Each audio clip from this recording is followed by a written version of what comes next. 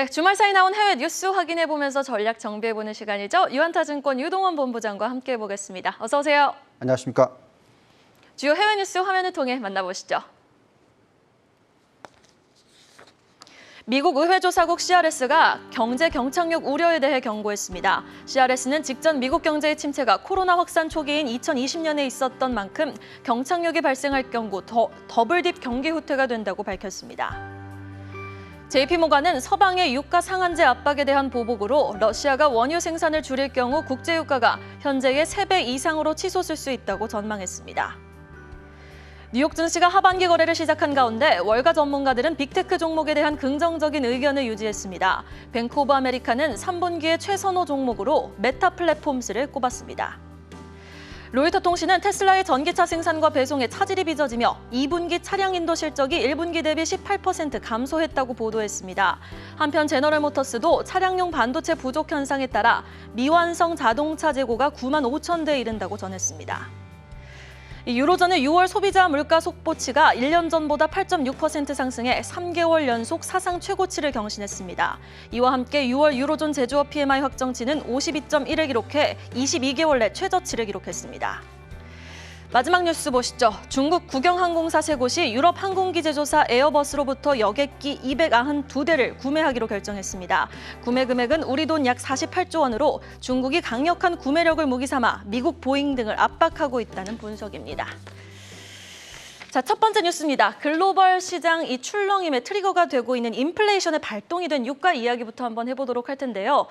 일단 지금 미국과 유럽은 러시아 석유를 정해놓은 가격 이상으로는 사지 말자라고 약속하려고 합니다. 검토 중인데 지금 JP모건이 만약 러시아가 이에 따른 보복 조치로 원유 감산에 들어간다면 브렌트유가 $380까지 갈 수 있다라는 분석을 내놨네요.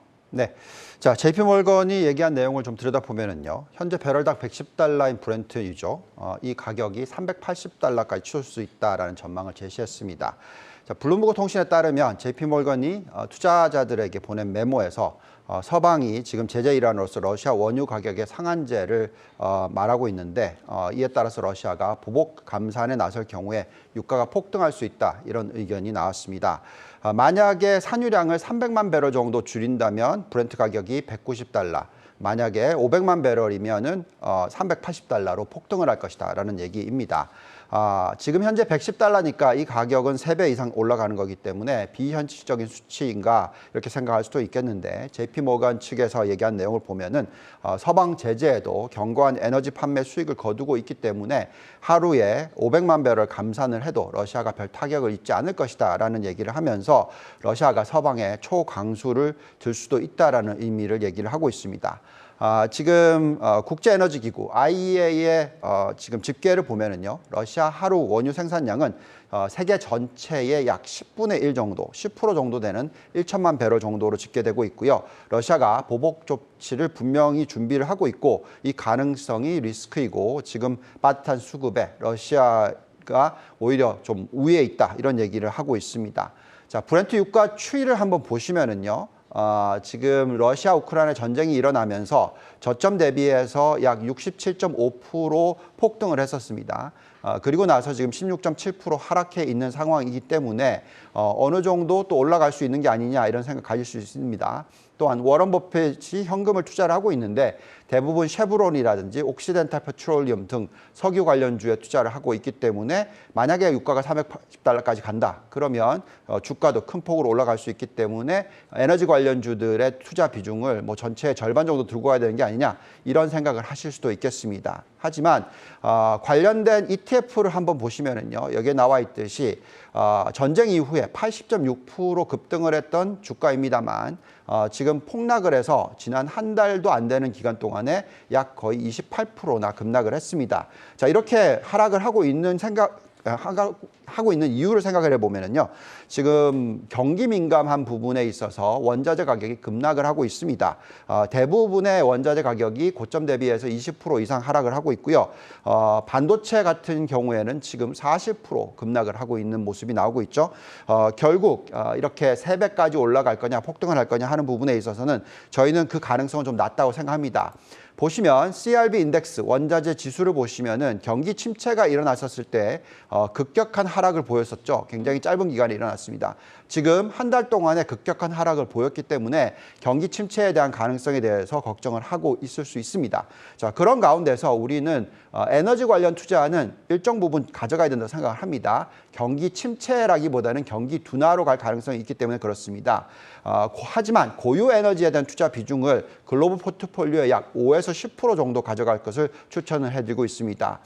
관련된 종목들로 보시면은 여기에 나와 있듯이 캄스톡 리소스스, S-오일, 선코어 에너지, 발레로 에너지, 대번 에너지, 또 ET, 마라톤 오일, 쉐브론 등등이 있습니다.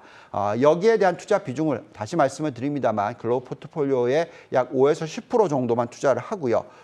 신재생 에너지에 대한 투자 비중은 한 20% 정도 가져가면서 전체 글로벌 에너지 투자 비중은 글로벌 포트폴리오의 약 25에서 30% 정도 가져갈 것을 추천하고 있습니다.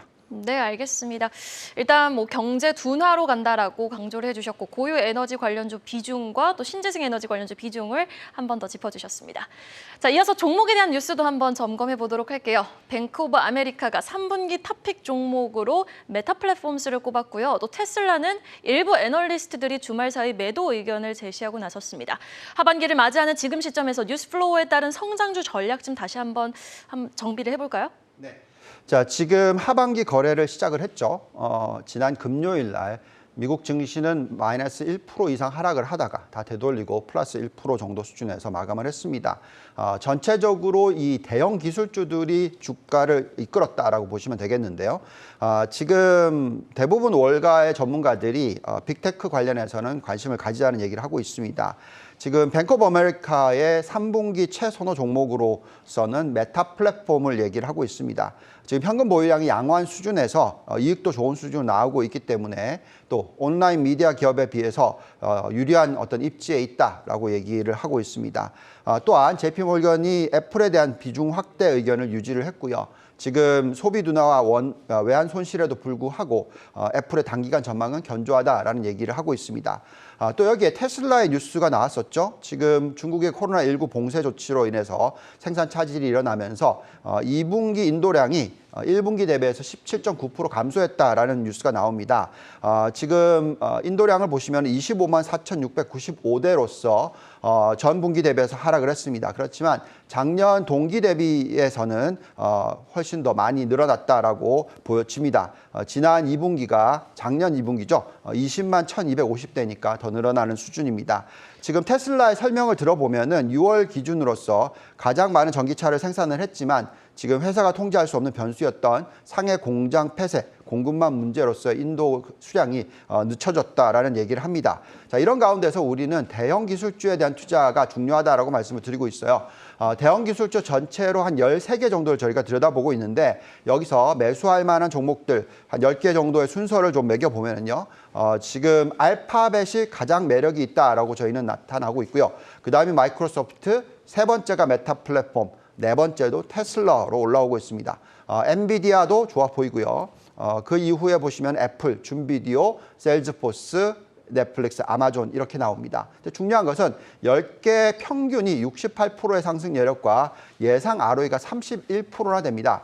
그만큼 매력이 있다라고 생각이 들고요. 따라서 아까 보여드렸던 이 대표 종목들 알파벳, 마이크로소프트, 메타 플랫폼, 테슬라 위주로서 투자를 하시면 적절한 하반기 수익률을 올리시지 않을까라는 기대를 가져봅니다. 네, 대형 성장주에 대한 매력도도 한번 짚어봤고요.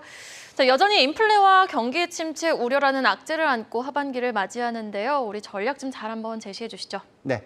자, 미국 증시가 지난주에 다시 큰 폭의 조정이 있었습니다. 지지난주에 큰 폭의 반등, 지난주에는 급락, 뭐 이런 모습이 나왔는데요. 그렇지만 금요일 날 다시 돌리는 모습을 보고 있으면 올해 하반기는 어느 정도 반등을 보이는 구간이다라고 예상을 합니다. 경기 침체 아래에서의 반등이든 아니면 우리가 지금 생각하고 있는 추세적인 장기적 반등 가능성이든 하반기에는 투자 수익률을 좀 기대해 보실 필요가 있다라고 말씀을 드립니다. 인플레이션과 금리 인상 스케줄에 대한 두려움이 점차적으로 하락 안정화될 것이다 예상을 하고 있습니다. 지금 미국의 10년 국채금리 추세를 한번 보시면은 큰 폭의 급등 이후에 다시 급락을 했고요. 향후에 움직임 자체는 현재 지금 2.9% 정도 수준의 금리입니다. 이 금리가 아마 3에서 3.5% 사이의 어떤 박스권을 유지하지 않을까라는 기대를 가져봅니다. 여기에 지금 10년 마이너스 3개월 장단기 금리 차가 빠르게 축소가 되고 있으면서 지금 1%대 수준까지 내려와 있습니다. 자, 이렇게 된다는 것은 앞으로 어떤 골디락스 구간이 만들어질 수도 있다는 생각이 들고요. 장기적인 경기 침체 시기가 만들어지는 부분은 아무리 빨라야 2024년 상반기쯤 돼야 된다라고 생각하고 있습니다. 따라서 앞으로는 약 한 달 정도 되는 구간 동안에 금리 인상 스케줄 또 인플레이션 수치를 보면서 판단하면서 이 변동성 장세에서 다시 상승 장세로 변하는 것을 기대를 하시면서 투자 포트폴리오를 구성하고 전략을 짜는 것이 좋겠다 말씀을 드리겠습니다. 네, 알겠습니다. 월요일 글로벌 투자 뉴스 유한타증권 글로벌 자산배분 유동훈 본부장과 함께 봤습니다. 오늘 말씀 고맙습니다. 감사합니다.